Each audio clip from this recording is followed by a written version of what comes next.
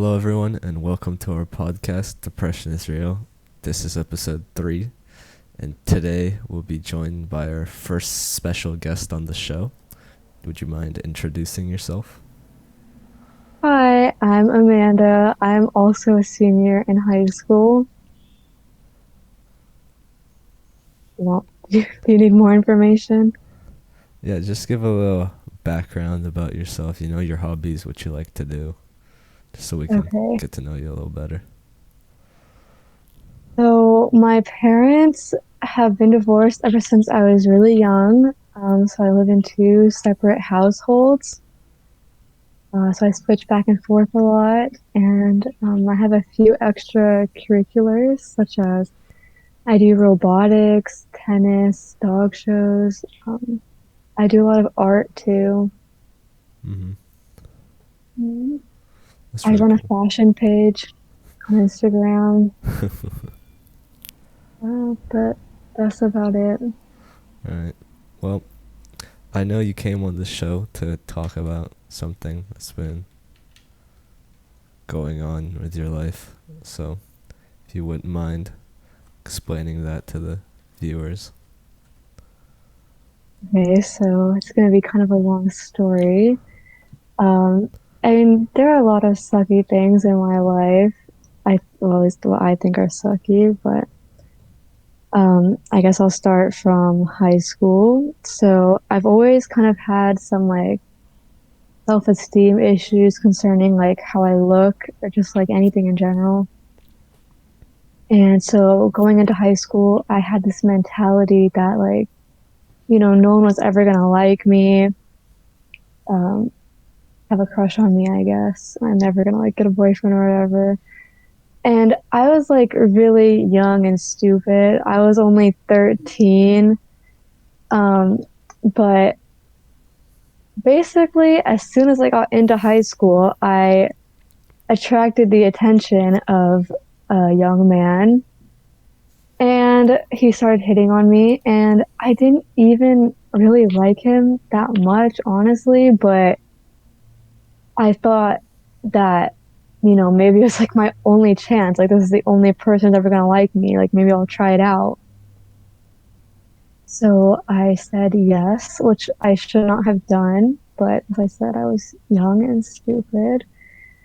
And it went well at first, but um, it was actually turned out to be a super toxic relationship. And I mean, I guess kind of abusive, not physically, but I mean, this guy is just like such a toxic person. And he was pressuring me into having sex. And I would say no because, I was young. I said like 3 times already. Um, but he ended up uh, sexually abusing me and raping me multiple times. And when I say multiple times, like a lot of people get kind of confused. They don't understand, like, why would you not just leave after the first time? But when you're in an abusive relationship like that, like, they really just trap you. And, like, it's hard to understand from an outside point of view, but I mean, toxic people have, like, they mentally, I don't know, attack you, I guess. And you really just get stuck. I just felt so, like, hopeless. Mm-hmm. But eventually I got the courage to leave, and actually Elsie here helped me a little bit with that. Um, and so afterwards, basically, as I expected, what happened did happen. Just why kind of like one of the reasons why I didn't want to leave in the first place was he started, you know, well, I guess at first after we broke up, he was very sad and he wanted me to get back with him. And he was really like harassing me. almost to the point where I had to get a restraining order on him, like texting me nonstop, saying that if I didn't get back with him, he's going to kill himself, which is just, as I said, toxic. And then he finally accepted that I wasn't going to get back with him. So he started slandering me to basically anyone at the school who would listen, saying that I abused him, which is totally backwards, and that I cheated on him, which isn't true. And I mean, at the time, I didn't really pay any mind to it. I didn't realize that people were listening to him and really like believing him. But as time went on, I kind of got over it. Situation kind of chilled out, and my life was kind of going back to normal. I mean, as normal as it could be after what happened. But I mean, because of school, um, I was taking a few hard classes, and because of my low self-esteem issues, I kind of always feel pressure to prove myself to other people. And all of that is just building up, and I was having super bad anxiety, like constantly. It was really bad. So I ended up getting a therapist, and I thought that I could tell her in confidence about what had happened to me with my first relationship. But she ended up telling my dad, and this is actually, I forgot to mention, 2 years later. So this was my junior year now, and I'd finally kind of like gotten over it. But then just like, since my dad found out and my mom, consequently found out, it all just like came rushing back into my life. My dad was not understanding at all. Um, and that was like honestly worse than the actual event, because my dad, before that point was like my idol, like my hero. Like, I love my dad so much. But after that, it's like, you know, he really was doing some, I guess, victim shaming. And I guess his response was just to kind of lock me away. And he doesn't let me do anything now. Like, I can't post what I want on social media. I can't dress the way I want at all. And I wasn't even like dressing inappropriately, at least by most people's standards. And I mean, that is, still going on even a year since that's happened almost. And it's just like really sad. I feel very alienated from my family. I never really had that good of a relationship with my mom beforehand. And now my dad, who's, in my opinion, even worse. And then I had an issue where I also lost all my friends. And so it's just like, I feel just like one thing after the next. Like, my parents get divorced, and then I was sexually abused, and then that whole thing with my parents, and now I have no friends, and like all my anxiety. And I just had been feeling really kind of alienated from my peers and my parents. Mm-hmm. And that's basically where I'm at now. Well, I hope it'll get better. And so I guess I have a few questions. So I feel like oftentimes people, when questioning people who were, sexually abused, for example, they always ask, why didn't you report it at the start? And could you explain a little bit about why people don't do that? Mm-hmm. Well, as I said with my dad, like, that obviously didn't go well because people victim shame. Like, that whole experience really like opened my eyes to like a lot of feminism issues that we still have, because like, even though we have equal rights and all of that, it's like people still view women as lesser. And there's always the issue with believability. And like, I mean, honestly, another thing was that I was embarrassed because, to have almost like let that happen to me. And like, it's important that if something like that were to happen to anyone, that you can't blame yourself because it's never your fault. Mm-hmm. It's never your fault. And I know that.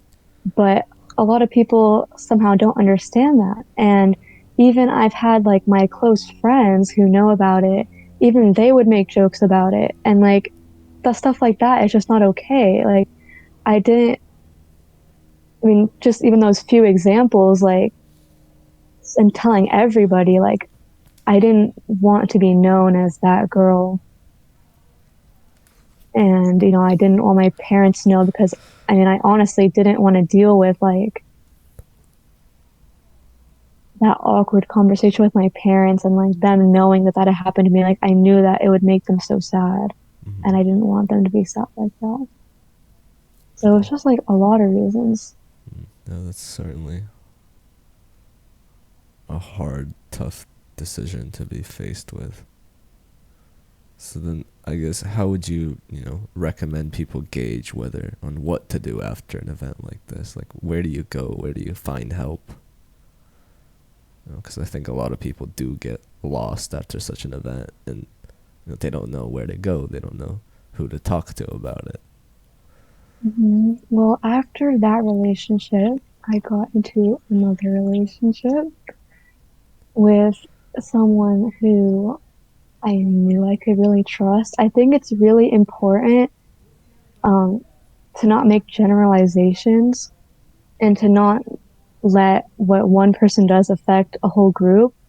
For this example, it would be like, I'm not gonna, it would be not, it's not good to start just hating all men and pushing any close relationship away because, I mean, really what happened with that is like such a betrayal of trust because I mean, this was someone that I was dating like for almost a year. Like I trusted them. It's not just some random person on the street. Like it's even worse. Like to think that you can trust them just to violate you like that. Mm-hmm. But I think it's really important to not let that affect you in the long run. Like don't push other people who actually do care about you away Mm-hmm. and to not generalize and just say that all men are bad because I know that that's not true. Mm-hmm. So I entered into another relationship and I think it's really important that if you're not ready yet to come out to everybody, that you tell a small group of people who you know that you really can trust to understand you and not to, and to also respect, the secret, I guess, like not to tell anybody else and like talking to other people about it who were supportive of me, really helped. Mm-hmm. Um, and also I think that, there it's really hard, as I said, to get proof. When I was talking to the police about it after my dad found out, they wanted me to call him and have him admit to it on a recorded call, which I knew just wasn't going to happen because, it's 2 years later and he just could so easily deny it. So, I mean, you basically have to have proof, which is kind of sad, but so I think right after it happens, make sure to somehow get some proof if you are going to come out about it. Mm-hmm. And I think you really have to focus on yourself because, as I said, I feel like I do a lot of depending on other people. I care a lot about what other people think about me. Mm-hmm. And you just have to be, I guess, a little bit selfish and focus on what's best for you. You know, if like you need to end that abusive relationship or you need to report it to someone who can do something about it Mm-hmm. and you can't worry about how that's going to affect other things because that's not what's important. It's like you are important, but if you're not ready to come out about it, then you shouldn't also feel pressured to do so. Mm-hmm. That's your personal information. Like no one else is entitled to that. Mm-hmm. And then, so you talk about, having to deal with it on a personal level. So how did you kind of, over the years or months after it happened, what did you do to kind of get over it and, kind of go back to whatever normal life that you could? I really wish that I had a better answer for you, but I mean, really, time is the best healer, and um, I try to just kind of push it away. I don't know if that's gonna come back and bite me later, but that's how I personally dealt with it, Mm-hmm. and I think it has worked for me. Just like completely block that person from your life, like block all their social medias, their number. Never talk to them ever again. Don't go near them. Um, you know, get a restraining order, as I almost did. And it's kind of hard if you're young, like I was, and you go to school and you have to see them at school. Um, but that's kind of, and I still honestly haven't completely gotten over it. Like, this isn't a finished story Mm-hmm. because I still, have nightmares about it. And I still have that little tint of like some trust issues, but I mean, I'm hoping in the future to kind of just leave because like this whole area is almost like tinted, like stained by it. Like his house is actually really close to mine. I pass it all the time, and like every time I pass it, it just brings it back. So I don't know if it's the best advice, but what I have just done is just completely shoved it out of my life. Like just have zero ways of remembering it. Just distract yourself, I guess. Like talk to people who you know you can trust and will be supportive, and just kind of block it out. Don't let that into your life ever again. Mm-hmm. And then I guess, what would you tell parents who have children that go through this? And I know you didn't have the most pleasant experience with your dad and it caused like ruptures. So, what would you wish that he had known or understood? Mm-hmm. I think it's really important that you like listen and you understand, and that you don't blame yourself, because I feel like, no psychologist, but I feel like my dad maybe kind of blames himself for that, and his response is just to lock me up because that's all he can do about it. But it's not your fault, and it's not your child's fault ever. And you just really need to listen, understand, and you need to pay attention to what they want. Like, you shouldn't force anything on them. Like, they need to have their own time to get through it on their own, figure it out, and just be there for support, really. Like, I don't think you have to get much more involved than that. You don't have to tell anybody, because that's really, I know you're their parent, but it's really not your business. Mm-hmm. And you need to make sure that they're ready to do it, because just forcing stuff on them, it's just going to make it worse. Mm-hmm. So yeah, I think I've gathered, to everyone listening, I think it's really important to just take your time and listen and understand, these people's perspectives. Because, and this goes even like past this, a lot of times you don't know what people are going through. Like, if a random person were to talk to you, they wouldn't know that this happened to you. And, they wouldn't understand why you do things the way you do sometimes. So it's important to listen and understand and just know that, a lot of people go through rough things and, they don't want to talk about it, or it's just not something they want to talk about with you. But, just listening, I think, is like the most valuable skill you can learn in life. It'll not only will make you like a better person, but it'll give you a lot of opportunities too. Yeah, for sure. And then I also wanted to add, on the other side of things, not concerning the sexual abuse or the abusive relationship, but just how I feel alienated from a lot of people at school, that was giving me anxiety for a while too, because, after a while you start to feel like, I mean, if everybody doesn't like me, maybe there's something wrong with you. And, but I actually talked to a good friend of mine, LSC here, and something that he said to me really, changed my viewpoint on that kind of thing. Like, he can probably put it in better words than I can, but what I took from it is that, like, you shouldn't depend on other people for happiness.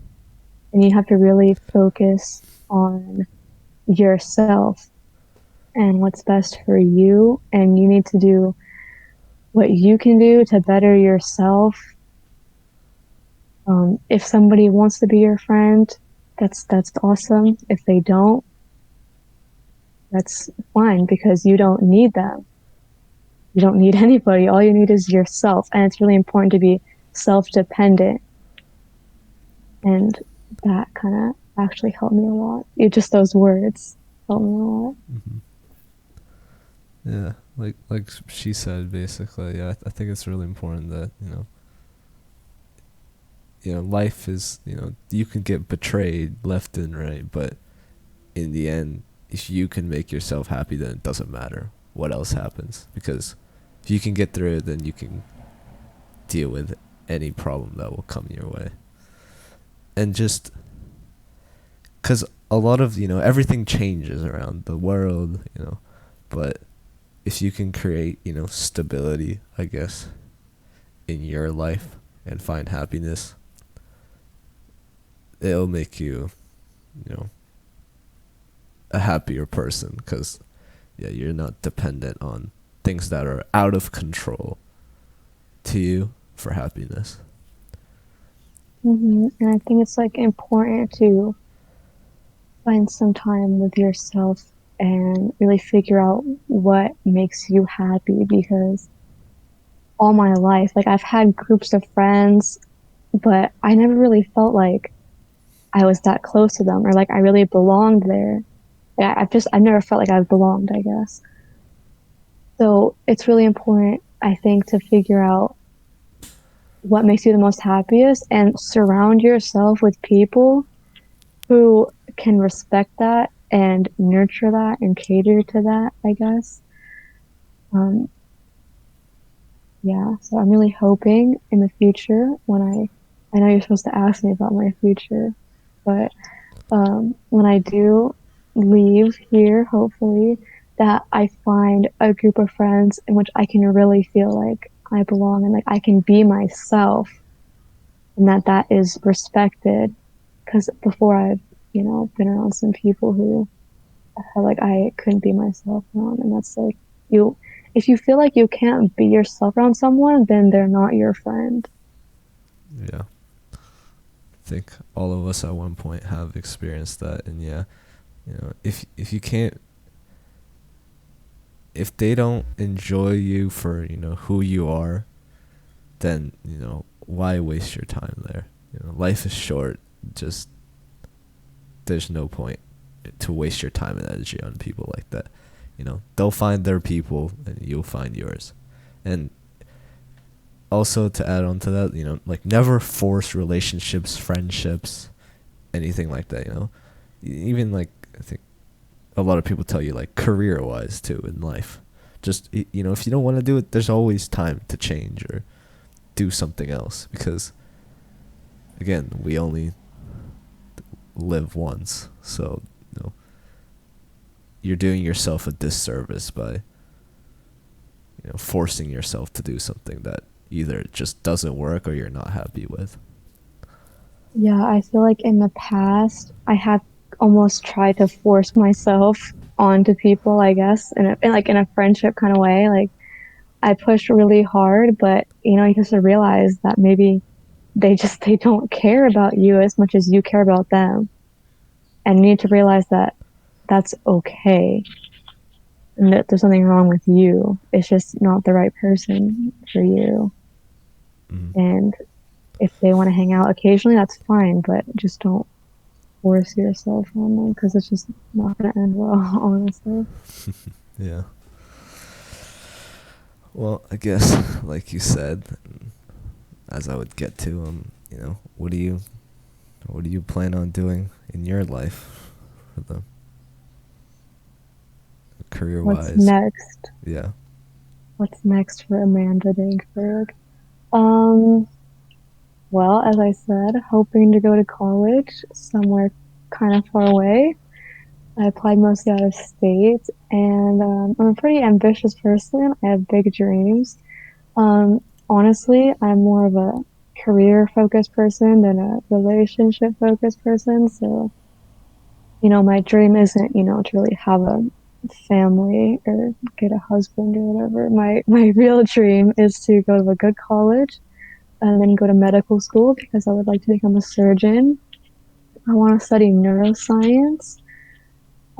I'm pretty sure is my major, and I have a dream to have a really nice house because I've always been like, as I said, into art, and I really would like to design my own house and its interior. And like, I don't know, I sound silly, but that's just always been a dream of mine.